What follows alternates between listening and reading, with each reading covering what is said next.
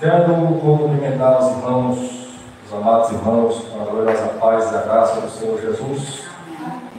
Também quero cumprimentar os irmãos pelo plenário. Que Deus assim esteja abençoando a vida de todos vocês, em nome do Senhor Jesus Cristo. Meus amados irmãos, abram as vossas Bíblias na Epístola do Apóstolo Tiago, ou na Epístola de Tiago, melhor falando, Epístola de Tiago, capítulo 1. Epístola de Tiago, capítulo 1. Nós vamos ver os versos 2, 3 e 4.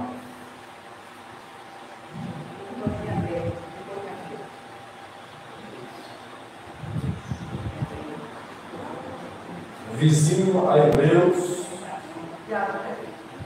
Tiago, capítulo 1, nós vamos ver os versos 2, 3 e 4.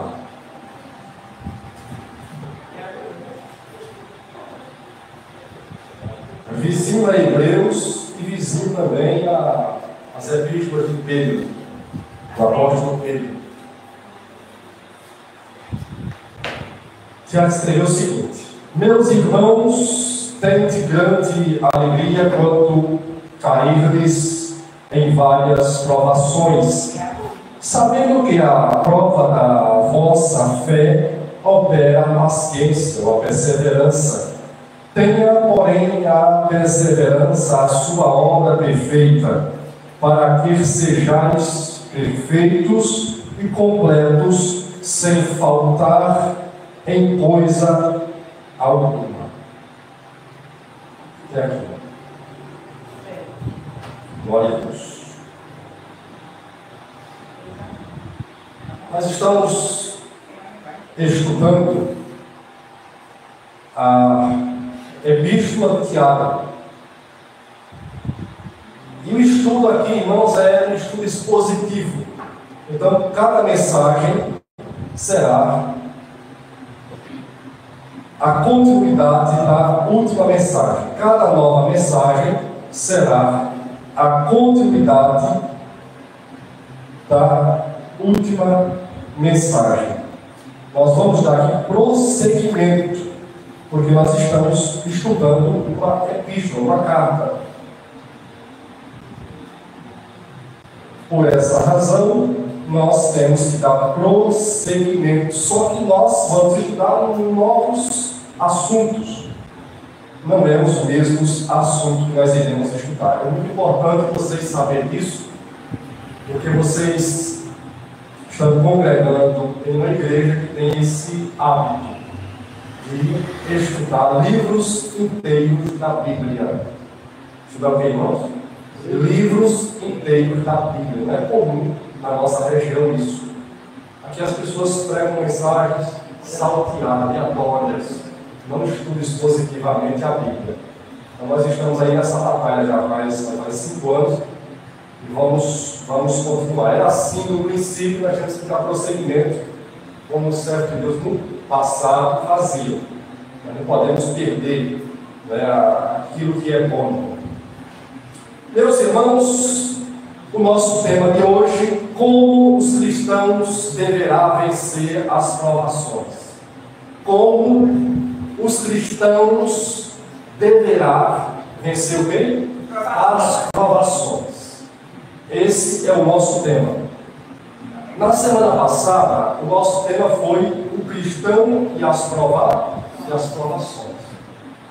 O que foi que eu falei brevemente na semana passada, para nós entrar em matéria nova hoje? Brevemente, o que foi que eu falei? Eu falei sobre a realidade das provações na vida do cristão. A realidade das provações na vida do cristão. Eu falei 3 pontos principais. Existem outros acréscimos, mas eu falei 3 pontos principais que eu vou estar falando para vocês aqui, para que vocês venham ter o entendimento ou lembrar um pouco do que vocês aprenderam na semana passada e compreender a mensagem de hoje. Primeiro ponto sobre a realidade das provações na vida do cristão, na semana passada.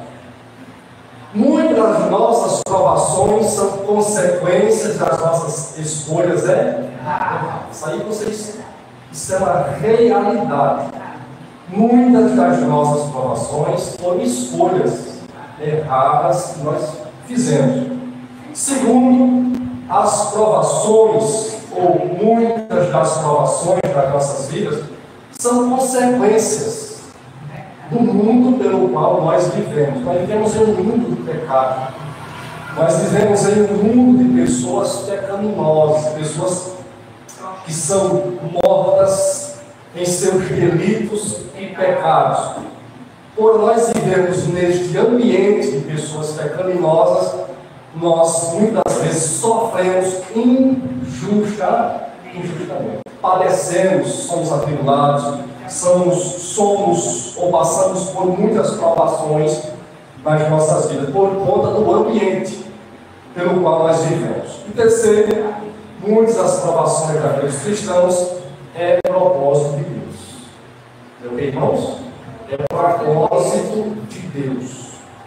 Cristãos, homens e mulheres de Deus, muitos deles estão passando por algumas provações, porque Deus tem propósito na vida dessas pessoas e Deus sabe tratar em cada pessoa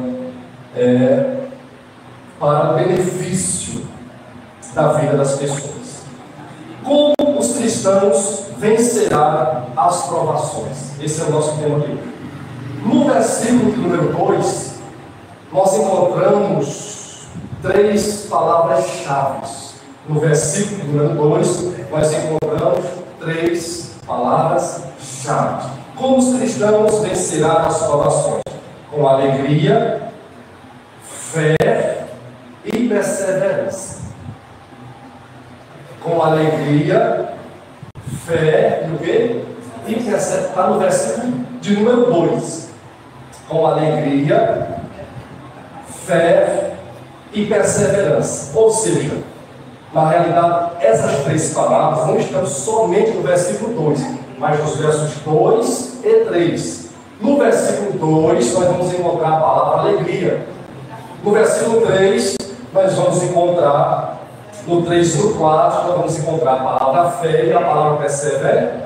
São 3 palavras-chave dentro do texto, para explicar o texto. Então, como nós iremos vencer as provações? Como nós iremos vencer as provações? Com alegria, com fé e com perseverança? Guarde isso aqui. Como é? Já que as provações é uma realidade, não tem como a gente escapar disso, como é que nós venceremos as provações? De que forma nós iremos vencer as provações? Com alegria, com fé e com perseverança. Isso aqui, irmãos, são 3 armas. 3 armas que o Senhor disponibilizou para o seu povo. A primeira frase, ou as primeiras palavras do versículo 2, Tiago chama aqui a atenção, a nossa atenção. As primeiras palavras do versículo 2, Tiago chama a nossa atenção. O que é que Tiago fala nas primeiras palavras do versículo 2? Tiago diz: meus irmãos. Olha só o público pelo qual Tiago está escrevendo essa carta. Tiago está escrevendo essa carta para irmãos. Isso quer dizer o quê? Isso tem muitos significados maravilhosos dentro do contexto do Evangelho. Irmãos. Um deles, por exemplo, irmãos, está aqui nos fazendo lembrar, ou aprender, ou compreender o contexto do Evangelho, a família de Deus na terra. Outro significado muito importante quando nós vemos a palavra irmão aqui. Está falando que esses irmãos aqui, eles têm um pai. ou são irmãos, filhos de um mesmo pai. Esses irmãos aqui, que Tiago diz, meus irmãos, eles têm um pai, são filhos, muitos filhos, que são irmãos da fé de um mesmo pai. Também conhecido como a família de Deus aqui na terra. Como a família de Deus aqui na terra. E somente os filhos de Deus, os que fazem parte da família de Deus, o povo de Deus, os irmãos em Cristo que vivem aqui na terra, somente eles têm o privilégio de usar essas ferramentas, essas armas em seu favor para vencer as provações. A alegria, a fé e a perseverança. Essas palavras aqui, essas armas aqui, elas não são usadas por aqueles que ainda não são irmãos em Cristo. Ou essas armas, elas ainda não são usadas, elas não podem ser usadas por aqueles que não fazem parte da família de Deus. Da família de Deus. Todas as pessoas não são irmãos em Cristo. Não, todas não. Todas as pessoas dentro das famílias da terra são irmãos de sangue, né? Nós temos os nossos irmãos de sangue. Mas irmãos em Cristo somente aqueles que de fato fazem parte da família de Cristo. Então diz, meus irmãos, pessoas que faziam parte da família de Deus. Tende grande, não é pequena. Tende grande alegria quando cairdes em várias o quê? Provações. Como vencer as provações? Com alegria. Como vencer as provações? Eu como cristão, eu como um irmão em Cristo, você como um irmão em Cristo, nós como pessoas que fazem parte da família de Deus, como nós iremos vencer as provações? Primeiro, uma alegria. Só que essa alegria aqui, irmãos, nós vamos ver aqui, não é uma alegria carnal, que ela vem e acontece na vida de todas as vezes.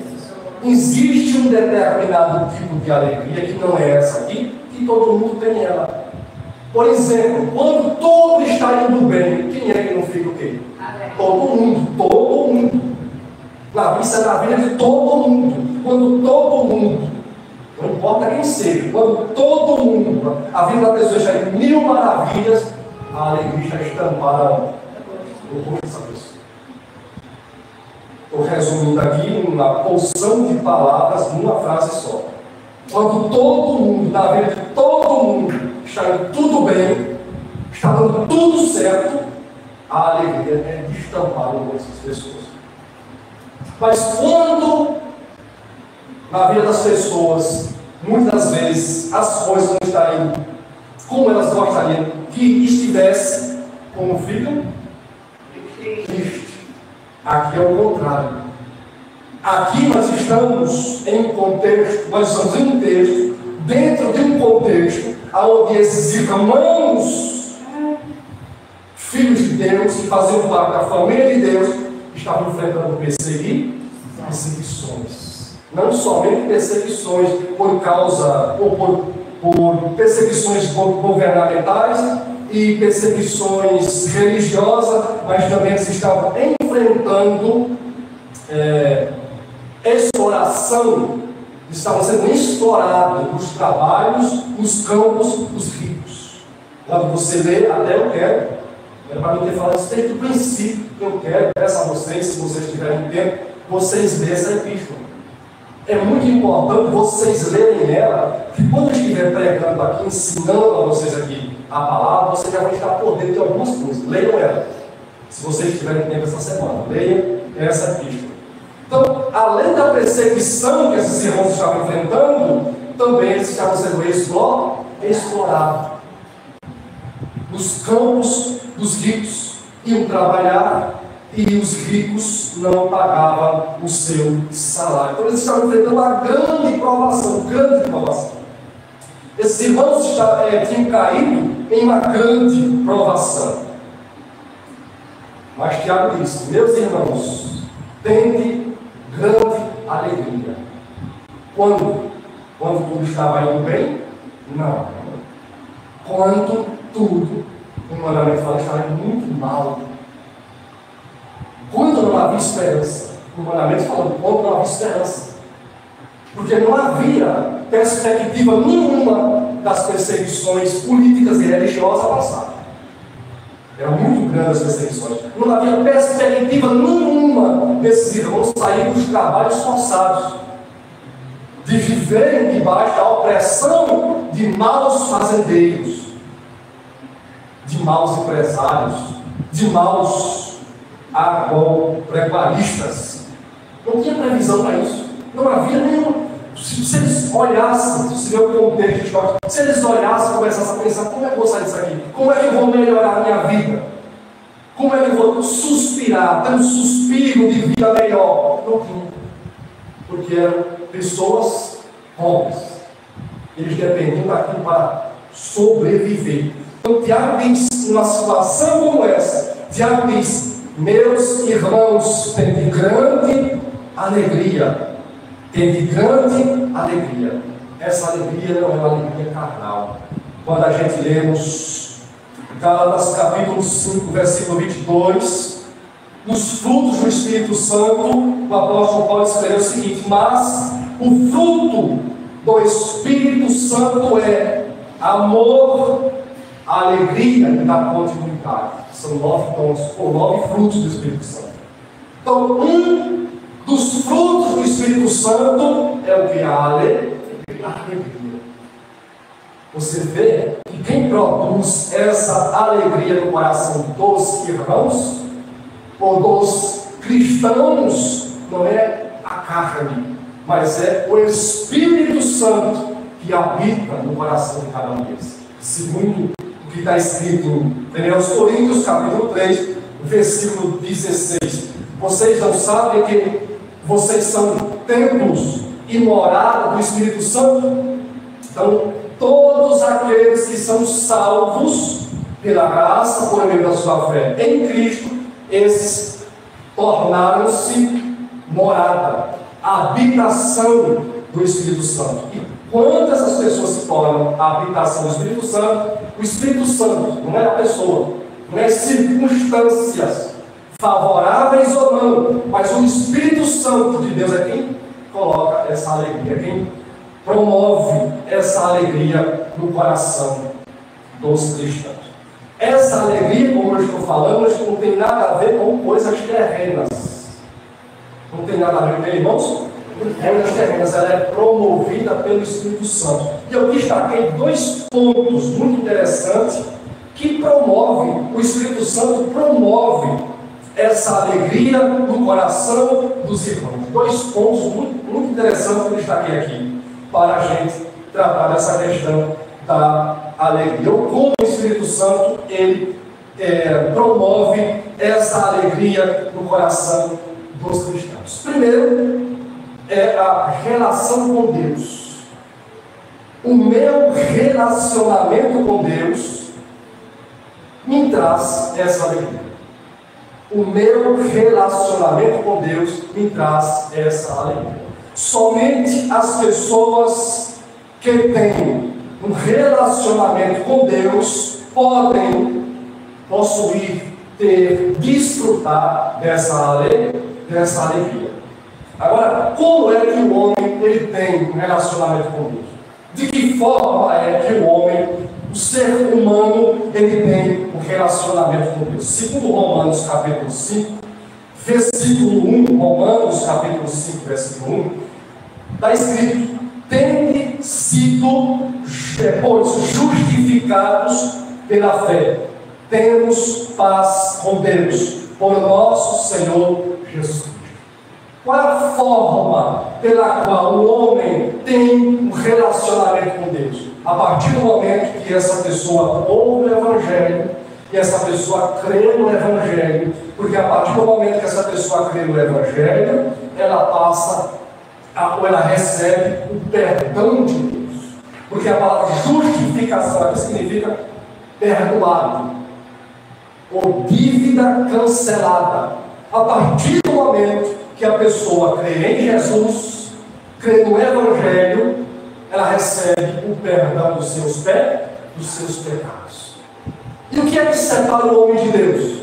É o pecado. E quando o homem recebe o perdão do seu pecado, por intermédio da sua fé em Jesus, ele passa a viver ou a ter paz com Deus. É o que Paulo diz aqui, ó. Temos paz com Deus.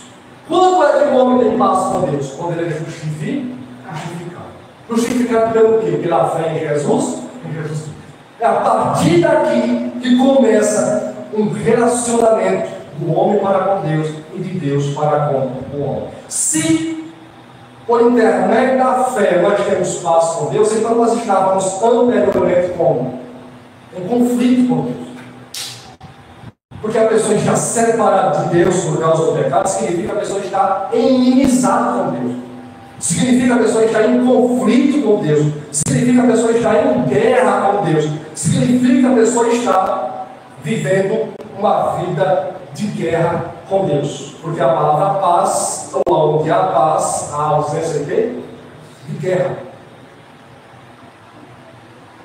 Há uma guerra ali. Aí alguém chega lá e promove a paz. Acabou o quê? Acabou a guerra. Antes de nós sermos justificados, perdoados os nossos pecados pela nossa fé em Cristo, nós estávamos em guerra com Deus. Eu estava até falando isso para o Moisés e o David ontem aqui. Nós somos gerados dentro do ventre das nossas mães pela iniquidade. Nós somos formados em iniquidade e concebidos em pecado. Segundo o Salmo 51, versículo 5. Nós já somos gerados, nós já somos formados no ventre das nossas mães em iniquidade.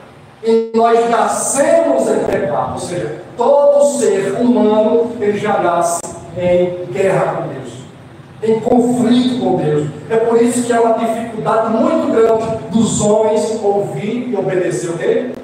A palavra de Deus. A questão não é os homens, a questão não é o homem, irmão, não é o homem. Eu não estou servindo a Deus, é porque por conta do pecado do fulano, do ciclano. Não tem nada a ver com o pecado de homem. Não tem nada a ver com o defeito de homens, com o escândalo de homens. Não. Eu não estou obedecendo ao Evangelho, eu não estou obedecendo a palavra de Deus, porque eu estou em conflito com Deus, em guerra com Deus. Mas a partir do momento que essa guerra cessar, por intermédio da minha fé em Cristo, recebendo o perdão dos meus pecados, eu passo a ter paz com Deus. Aí sim, quando eu estiver em paz com Deus, tendo relacionamento com Deus, quando eu estiver em paz com Deus, aí sim os meus ouvidos, eles vão estar sensíveis a ouvir a voz de Deus. É por isso que Paulo chama filhos da desobediência e filhos da obediência. Quem são os filhos da desobediência? Os filhos da desobediência são aqueles que ainda estão em guerra com Deus, em conflito com Deus. São aqueles que ainda não têm um relacionamento com Deus. Quem são os filhos da obediência? Os filhos da obediência são aqueles que estão em paz com Deus. Então, somente aqueles que têm um relacionamento com Deus, esses desfrutam dessa alegria. Porque quando a pessoa passa a ter paz com Deus, por intermédio da sua fé em Cristo, o Espírito Santo passa a morar, a habitar no coração da pessoa, na vida da pessoa. E é o Espírito Santo que produz esse fruto no coração da pessoa, na vida da pessoa. Então, não importa qual seja a circunstância que a pessoa esteja enfrentando, mas ela carrega uma alegria. Uma alegria que o mundo não conhece, que o mundo não aceita, que o mundo não concorda. Porque esse irmão, por exemplo, aqui, vou dar um exemplo. As pessoas olham porque esse irmão está enfrentando tantas provações, mas há um vislumbre, um brilho no seu olhar. O que acontece com essa pessoa? Porque está enfrentando tantas dificuldades, passando por tantas provações, mas carrega uma alegria. Ele não baixa, ele não cai de joelhos diante das provações. Ele carrega uma alegria. O que é isso? É o Espírito Santo promovendo essa alegria no coração dele. E essa alegria, que é o fruto do Espírito Santo, ela é promovida no coração dos irmãos. Na verdade, aqui antes de eu dar continuidade, para não esquecer isso aqui, é muito importante. O que promove essa alegria? O que faz com que essa pessoa tenha essa alegria é ele saber que está em paz com Deus. Já estava esquecendo essa informação aqui. O que faz com que esse irmão carregue no seu coração, na sua vida, essa alegria é ele saber que ele está em paz com Deus. É ele saber o problema que uma pessoa está em guerra com Deus. É ele saber a situação do que uma pessoa está em guerra com Deus. E ele saber a bênção que é uma pessoa que está em paz com quem? Está em paz com Deus. Isso traz alegria no coração. E é isso que muitas das vezes está faltando nas nossas vidas, é isso. Todos nós passamos por provações. Mas quem sabe as nossas provações não são nem tão grandes assim para a gente viver em cabisbaixo, viver triste, abatido, angustiado. Quem sabe? Estou falando quem sabe, não estou falando de certeza. Mas o que é que promove essa alegria no coração dos irmãos? É o saber. É o saber que a pessoa está em paz com Deus. Eu estou em paz com Deus. Eu recebi o perdão dos meus pecados. Eu fui justificado pela minha fé em Cristo. Eu estou em paz com Deus. Se eu fechar os meus olhos hoje, eu tenho certeza da morada celestial. Porque eu estou em paz com Deus. E isso promove, isso é um fruto do Espírito Santo, isso promove no coração dos irmãos uma alegria. Uma alegria. Agora veja. Essa alegria não tira de nós a dor da carne. Porque não tem quem passe por provações para nos sentir dor da onde? Dor da carne. As provações, elas nos machucam. Depende dela. Tem maiores e menores, mais ou menos. As provações nos machucam. É independente essa alegria da salvação, de um relacionamento com Deus, é independente das circunstâncias. Só que essa alegria, ela não impede que a pessoa não sinta dores. Não sinta o quê? Não sinta dores. Vou dar um exemplo aqui. Vou dar esse exemplo, porque esse exemplo é muito forte. Vou dar um exemplo. Uma pessoa está no estado terminal. É para ela estar alegre ou triste? Triste, né? Alegre ou triste? Por que triste? Se ela for uma pessoa que não conheceu o que significa ter paz com Deus, ela vai estar triste. É importante a gente se aprofundar na palavra. Ela recolher um pouco da palavra. Se essa pessoa, fala de irmão na fé, né? Se essa pessoa ela não tiver o conhecimento, a revelação, o entendimento do que significa estar em paz com Deus, se ela não souber o que significa o perdão de Deus na sua vida, ela é claro e evidente Não vai ficar triste. Não vai ter essa alegria. Porque essa alegria é o resultado da sua salvação, da certeza da sua salvação. Porque estar em paz com Deus, ter um perdão dos seus pecados, significa que a pessoa está salva. Então a pessoa ainda não compreendeu. A pessoa ainda não compreendeu o que é salvação. Na maioria dos casos, a gente ainda não compreendemos o que é salvação. Ela está sentindo no corpo a dor, o sofrimento, a provação, está sendo provada na carne, no sofrimento, na dor, ela está sentindo, mas dentro do coração dela há o quê? Uma alegria. E quando essa alegria ela é de fato no coração dessa pessoa, ela transborda. Tem gente, existe testemunhos, existem testemunhos reais. Tem gente que, no leito de morte, transbordando uma alegria, porque não vem de fora para dentro, é de dentro para fora. Irmãos, nós precisamos compreender o significado que é estar em paz com Deus, o que é o perdão de Deus, o que é ter um relacionamento com Deus. Eu falei de uma coisa grave, que a pessoa está no estado terminal, uma coisa fácil, uma coisa grave.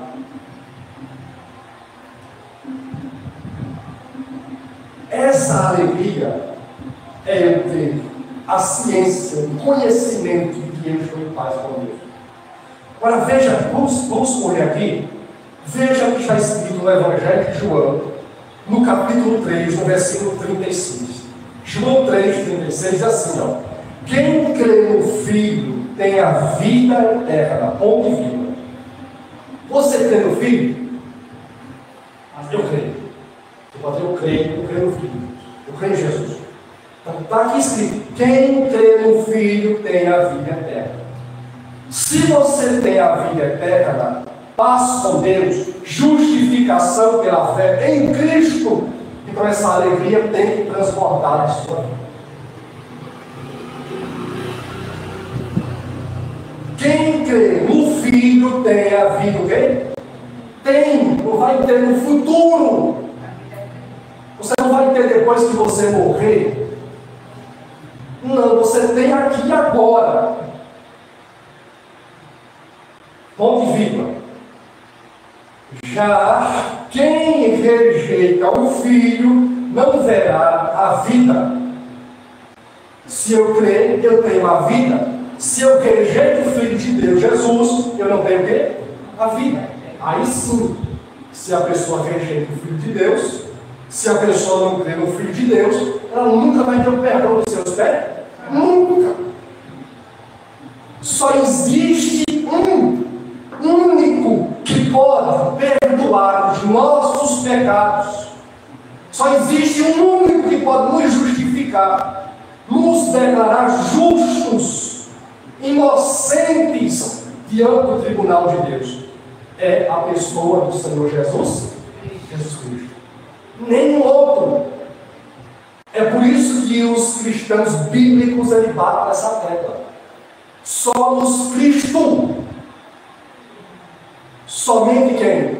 Somente Cristo. Só da Escritura, somente a Escritura. Só dos Cristos, somente Cristo. Bate nessa tecla. Porque fora de Cristo não existe vida eterna. Quem rejeita Cristo nunca vai ver a vida eterna. Nunca. Mas o que é que vai acontecer na vida dessa pessoa? Mas a ira de Deus permanece sobre ela. Aqui e agora. Se você recebe o Filho de Deus, se você crê no Filho de Deus, você tem vida eterna aqui e agora. Aqui e agora. Se você rejeitar o Filho de Deus, se você não crê no Filho de Deus, você não tem vida. Mas o que é que permanece sobre você? A ira. A ira de Deus. O que permanece sobre o incrédulo, sobre o rebelde, sobre aquele que rejeitou o presente da salvação é a ira de Deus.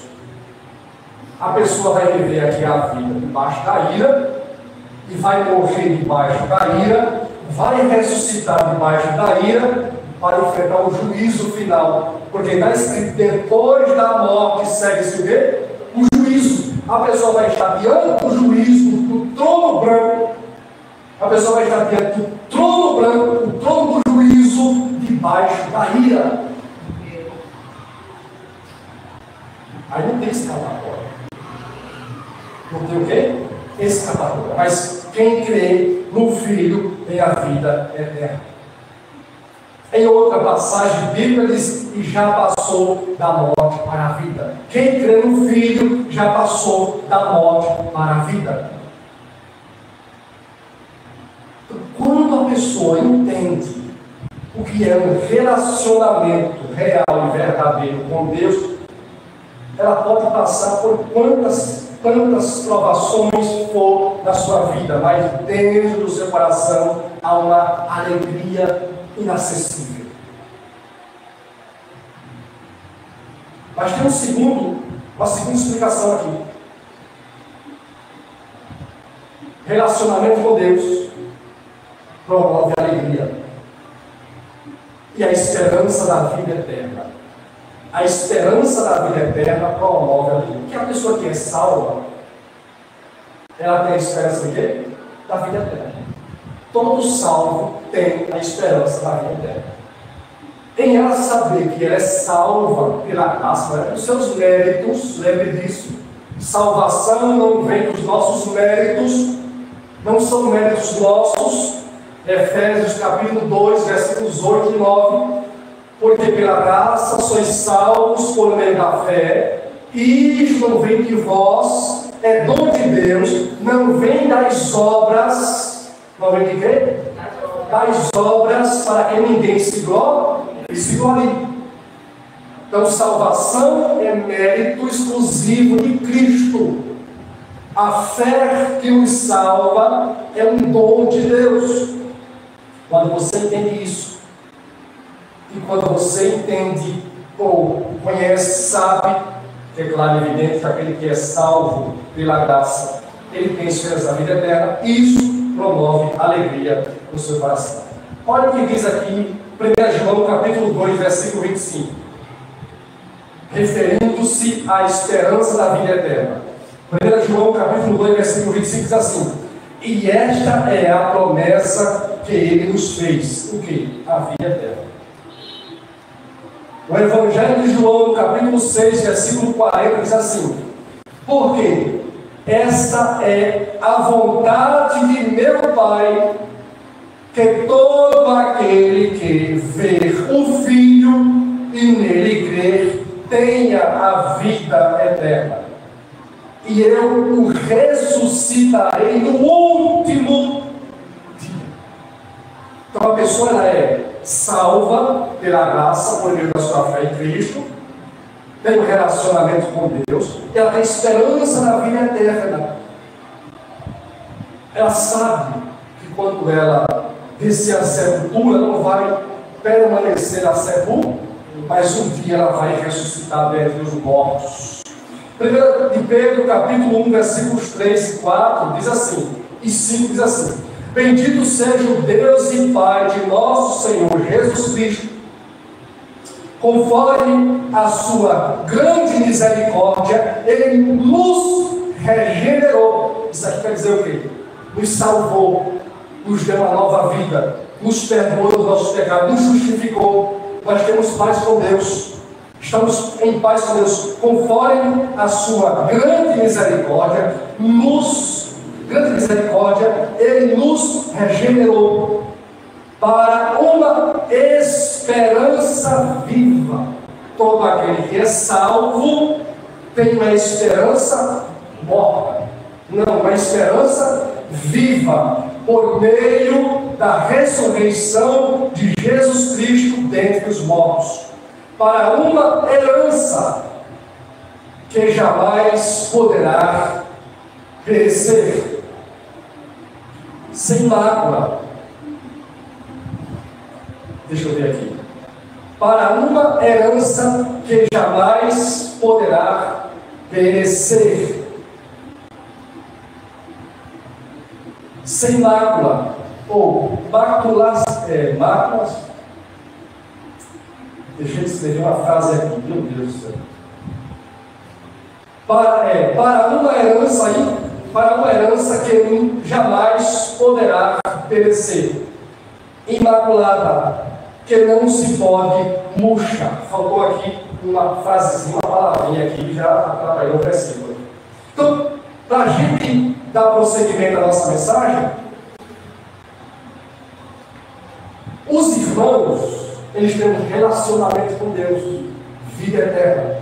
E aqueles que têm um relacionamento com Deus têm esperança na vida eterna.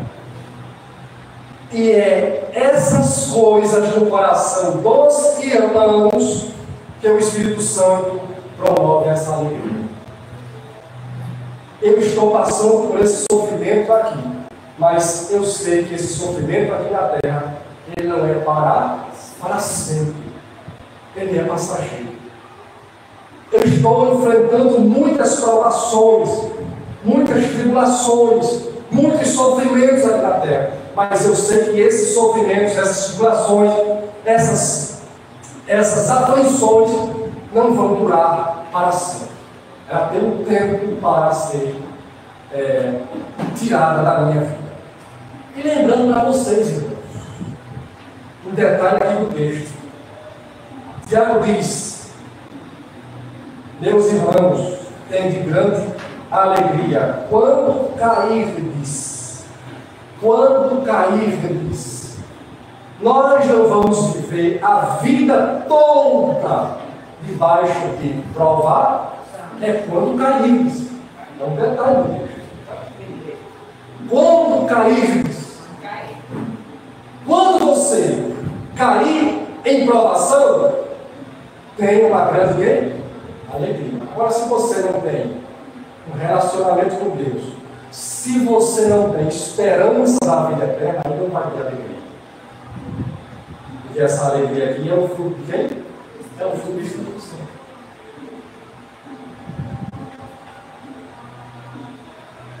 Agora vamos para o versículo 3. O versículo 3 é assim. Vamos correr um pouco aqui. Deixa eu parar aqui no versículo 2. Tem muita coisa para falar, mas deixa eu parar aqui.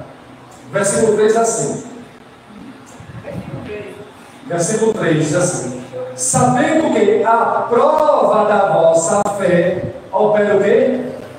Perseverança. Paciência, minha longanimidade, a minha mesma coisa. Sabendo que a prova da vossa fé opera a perseverança, a paciência, a longanimidade. Observe aqui o versículo 2. Vamos ficar aqui um pouquinho no versículo 3. Tiago diz: as provações são a realidade. Quando vocês caírem em provação, vem a grande alegria. Sabendo que a prova da vossa fé produz o quê? Perseverança. Olha só. Então tem um objetivo aqui. As provações, elas não vêm para destruir os irmãos. Ela vem com propósito. Ela vem com o que, irmãos? As provações, elas não vêm para destruir a vida dos irmãos. Agora só eu quero trazer uma coisa muito séria para vocês aqui. Os irmãos carnais podem pedir. Os irmãos o quê? Carnais. Lembre da mensagem aqui da abertura do culto, do versículo do irmão Júnior trouxe aqui a abertura do culto, em Colossenses. Onde o apóstolo Paulo diz que os irmãos, os cristãos, eles têm que mortificar a sua natureza o quê? Pecaminosa. Nós temos que mortificar. O que significa mortificar? É fazer dormir os desejos, que é a natureza pecaminosa, os nossos desejos, nossas vontades. Nós temos que fazer dormir, adormecer os nossos desejos, as nossas vontades.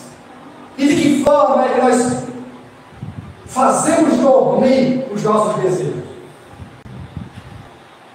Quando nós conhecemos a verdade e o Espírito Santo opera a nossa vida. É o único meio. Não existe outro meio de nós fazer dormir as nossas vontades, adormecer as nossas vontades. Não existe outra forma, outra maneira.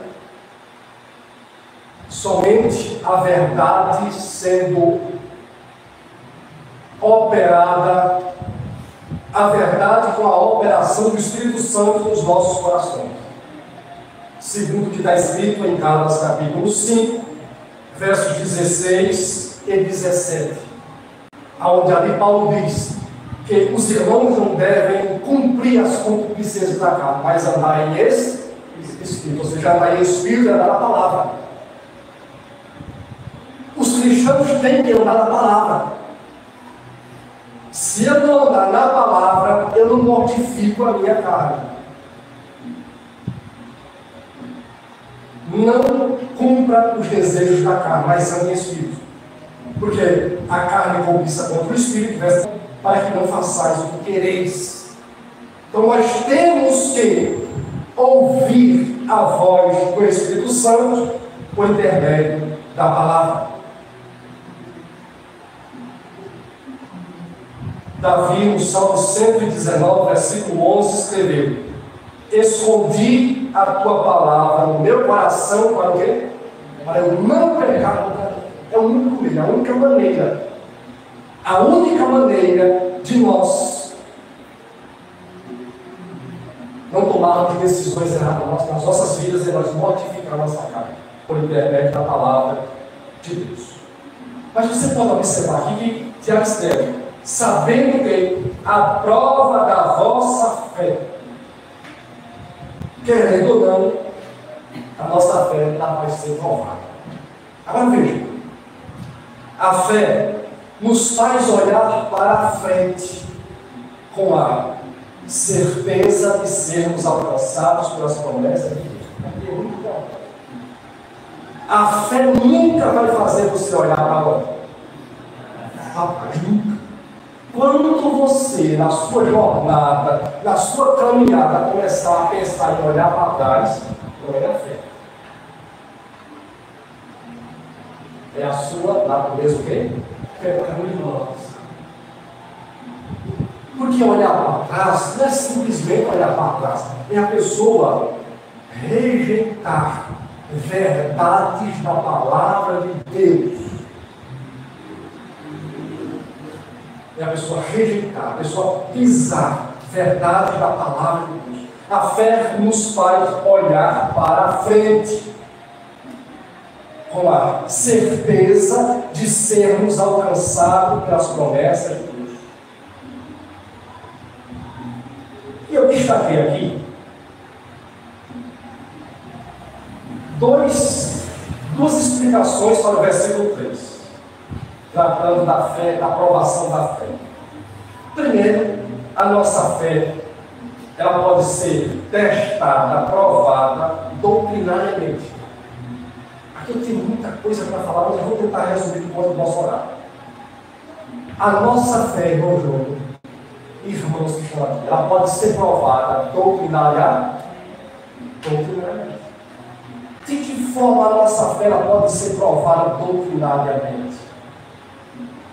Por essa razão, se faz necessário a igreja conhecer a Bíblia. Se faz necessário a igreja conhecer as doutrinas bíblicas. O corpo doutrinário que Cristo e os seus apóstolos deixaram para a igreja. Agora veja, se eu não conheço as doutrinas bíblicas, que são doutrinas fundamentais da nossa fé cristã, eu já sou um cristão vulnerável. Já começa por aí. Se eu não conheço as doutrinas bíblicas, as doutrinas fundamentais da fé cristã, se eu não conheço as Escrituras, eu já sou um cristão o quê? Vulnerável. Qualquer lado que bater, em qualquer esquina, eu já estou lá o quê? Cansado. Se eu sou um cristão que não conheço a verdade bíblica, qualquer lata que bate em qualquer esquina, eu estou lá unido. Se eu disser para você que tem crente que quando está enfrentando alguma provação, é um crente que quando está enfrentando alguma provação, pede oração na igreja aos irmãos, ele ora, os irmãos oram e não vê o resultado esperado. Ele vai buscar a reza no maculeiro. Ele sai de fino, caladinho, vai lá para a casa do curandeiro, vai para a casa do maculeiro, vai para a casa do rezador para pedir uma reza para resolver o seu próprio. Como é que pode um negócio desse? Estou falando aqui, não é você não. Não investe na vida de vocês. Mas eu tenho casos de cristãos que, quando estava enfrentando alguma situação, ele foi para onde? Para a casa daqueles que não conhecem a Deus, que não servem a Deus, que não conhecem as Escrituras, para buscar resolver o seu próprio. Como é que pode um negócio desse? Como é que essa pessoa está dando testemunho de que ela conhece verdadeiramente a fé?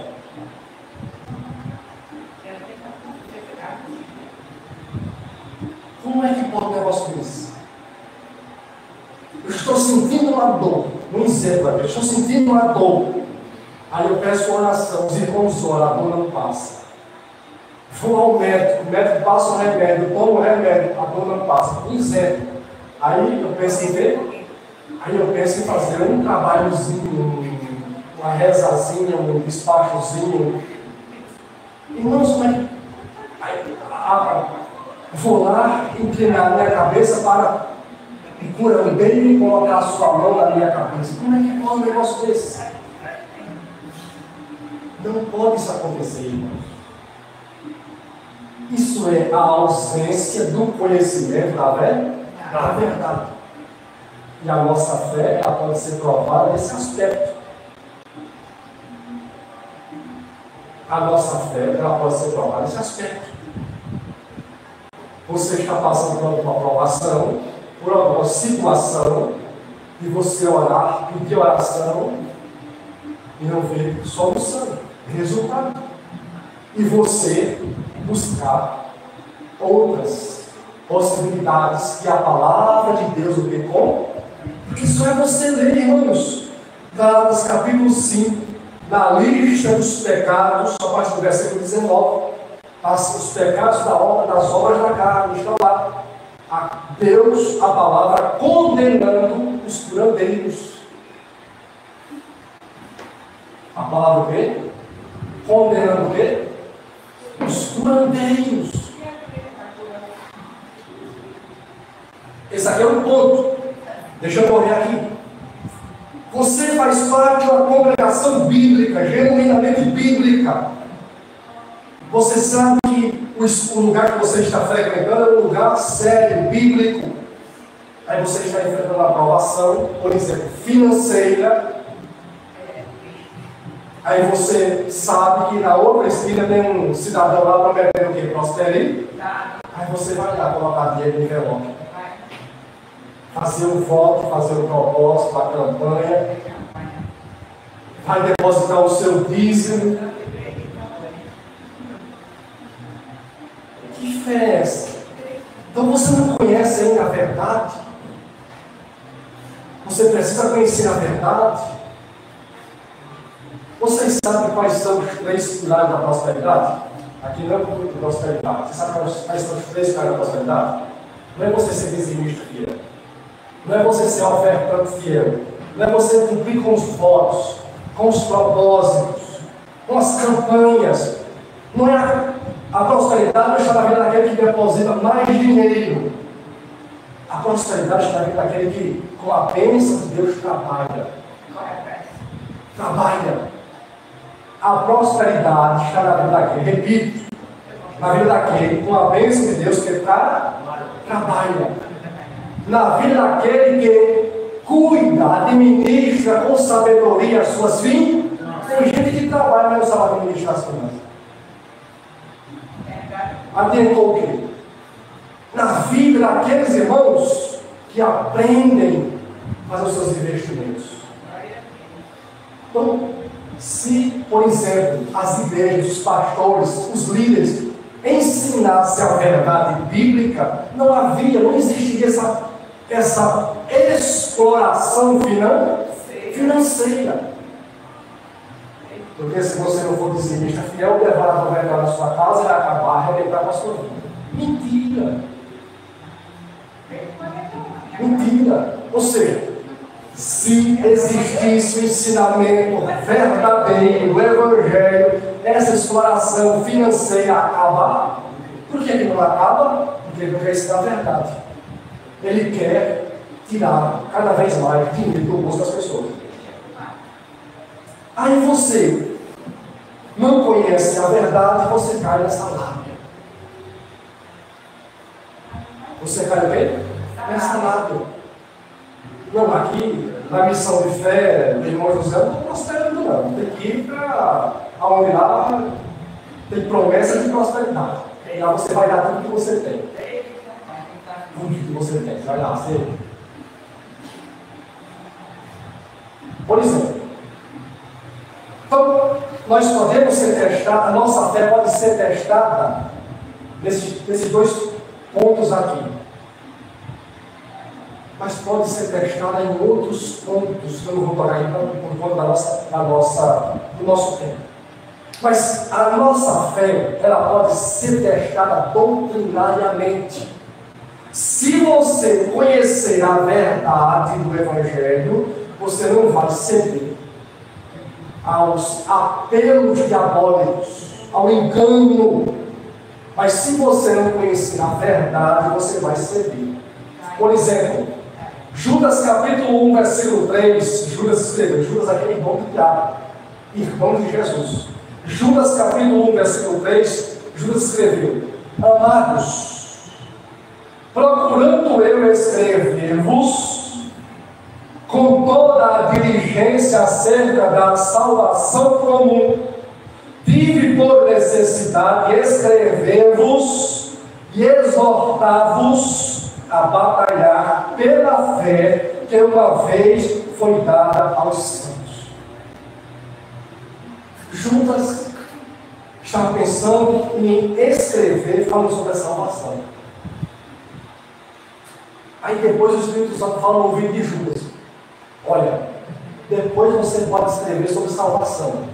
Agora você vai escrever para exortar os irmãos a batalhar pela fé que uma vez foi dada a eles. O que é batalhar pela fé? Batalhar pela fé é você defendê-la. Batalhar pela fé é você ensiná-la, colocá-la para frente. Mas em primeiro lugar, ou o entendimento mais propício para nós aqui, batalhar pela fé é você defendê-la, custe o que custe. Aconteça o que acontecer, mas você não vai abrir mão da verdade. Você tem que ter a mentalidade de Jó. Nu eu saí do ventre da minha mãe e nu voltarei para lá.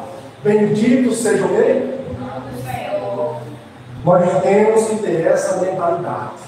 Eu saí nu do ventre da minha mãe e vou voltar nu para o ventre da minha mãe.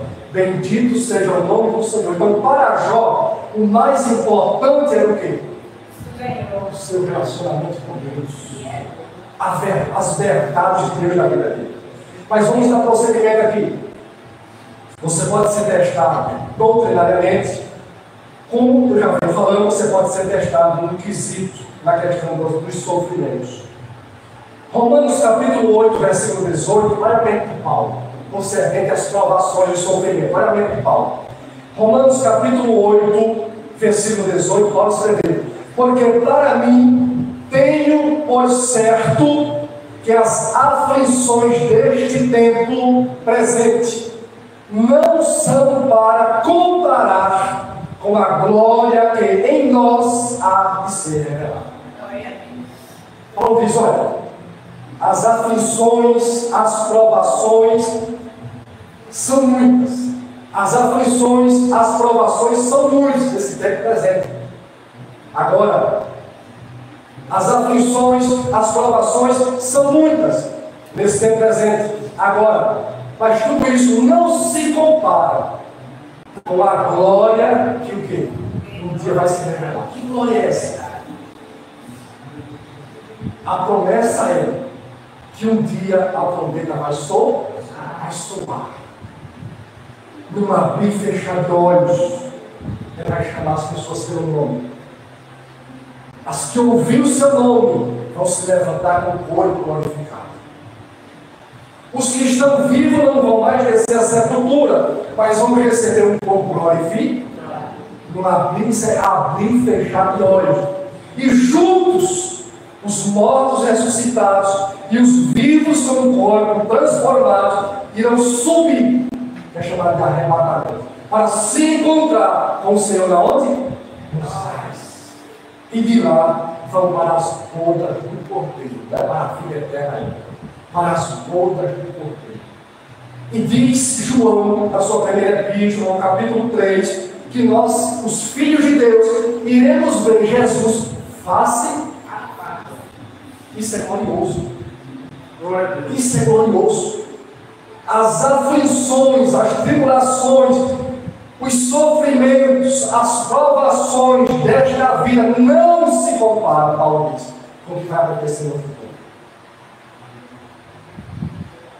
O que vai acontecer é muito maior. É muitíssimo maior. Então a nossa fé ela pode ser provada. Doutrinariamente, como ela pode ser provada, como ele falando aqui, em relação aos sofrimentos. Mas nós temos que ter essa mentalidade, defender a fé custe que custar, defender a verdade custe que custar. E fazer uma comparação. Como Paulo fez aqui, uma comparação. As aflições não se comparam com o que vai acontecer no futuro comigo. Não se compara. Não se compara. Agora veja. Versículos 3 e 4. Agora vamos caminhar para o encerramento. Versículos 3 e 4. O versículo 3, sabendo que a prova da vossa fé opera a perseverança. A prova da vossa fé opera o quê? A prova da vossa fé opera a perseverança. Isso quer dizer o quê? Quando a minha fé vence as provações, a prova da vossa fé opera a perseverança. Quanto mais pela fé nós vencemos as provações, mais a perseverança cresce nas nossas vidas. Porque a prova da vossa fé opera a perseverança. Quanto mais você vence as provações pela fé, quanto mais pela fé você vence as provações, mais a sua perseverança cresce. Quando a fé vence as provações, a fé produz perseverança. Gálatas capítulo 5, versículo 22. A perseverança é também um fruto do Espírito Santo. É também um fruto do Espírito Santo.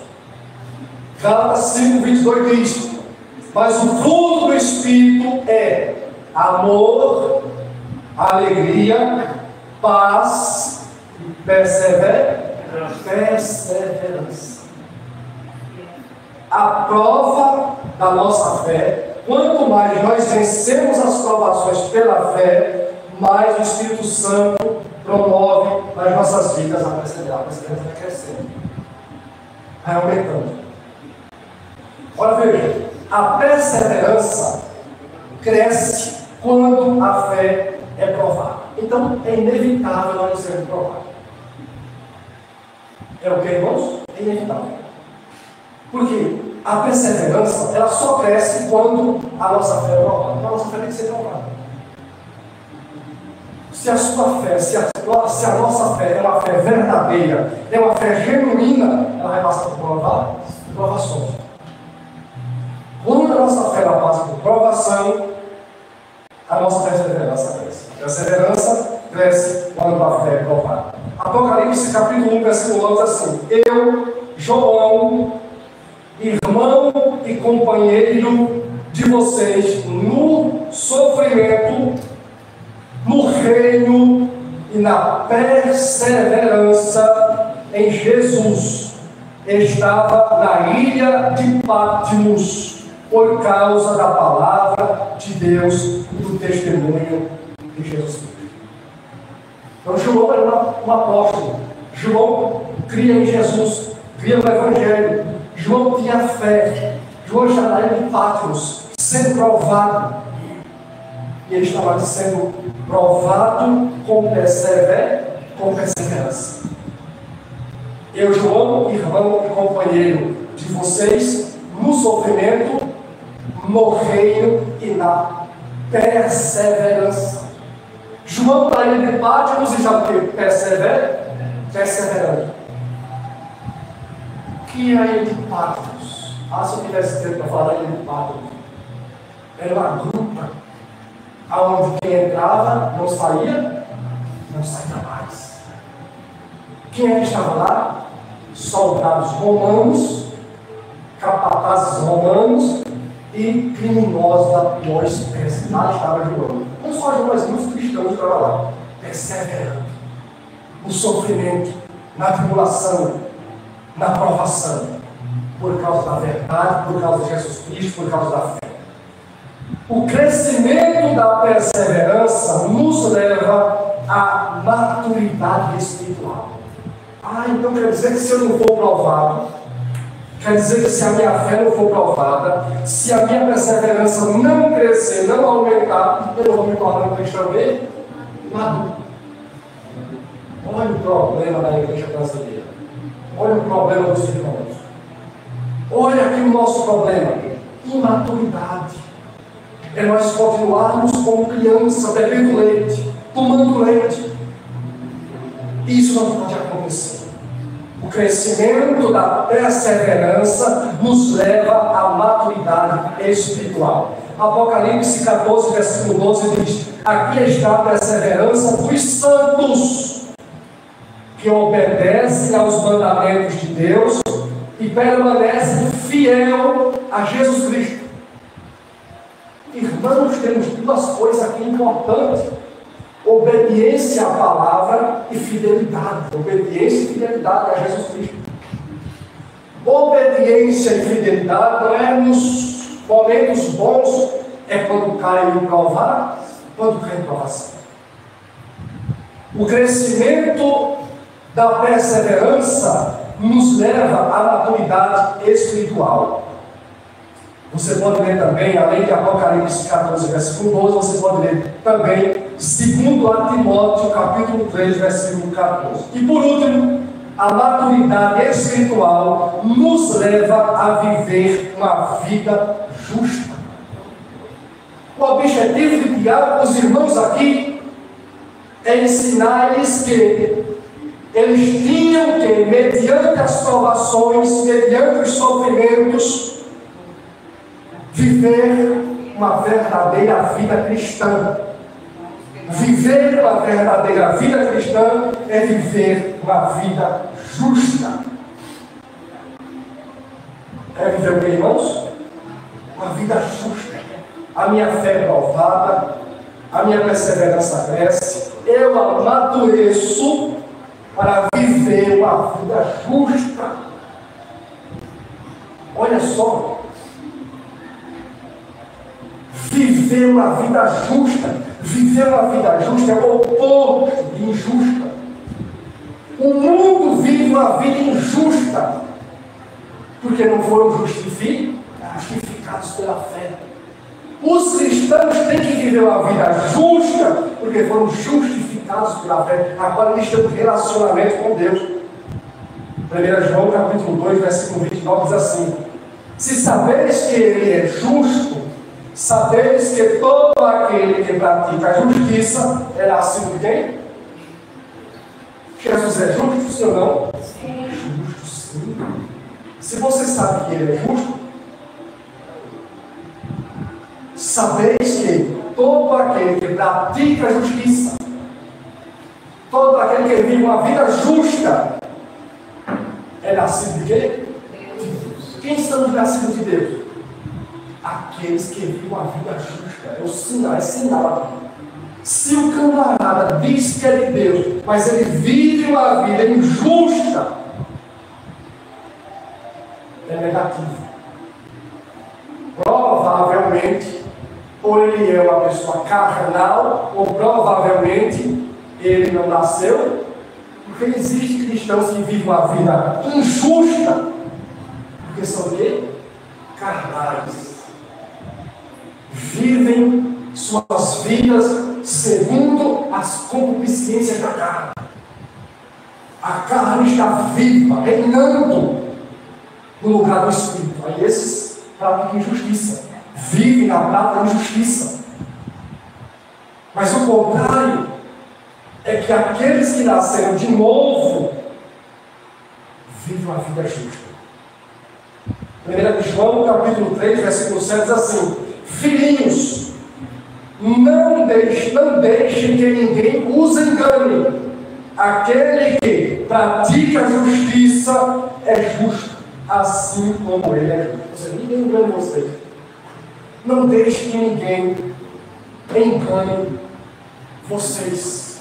Não sejam enganados pelo mundo. Porque o mundo, a vida do mundo é essa. O que importa é viver. O que importa é ver? Estou nem aí. Estou nem aí para praticar a justiça. Estou nem aí para viver uma vida justa, uma vida correta, uma vida honesta, uma vida temente a Deus. Estou nem aí. Então, se eu não estou nem aí, então aconselho você também não está nem aí. Não seja enganado pelos ímpios. Não seja enganado pelos ímpios. Então, meus irmãos, a conclusão, as provações na realidade. Como vencer a provação?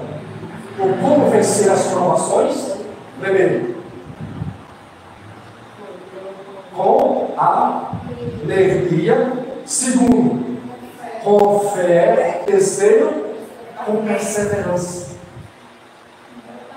Como vencer as provações? Primeiro, alegria, fé e perseverança. Se o Espírito Santo habita no nosso coração, ele vai nos levar a essa coisa.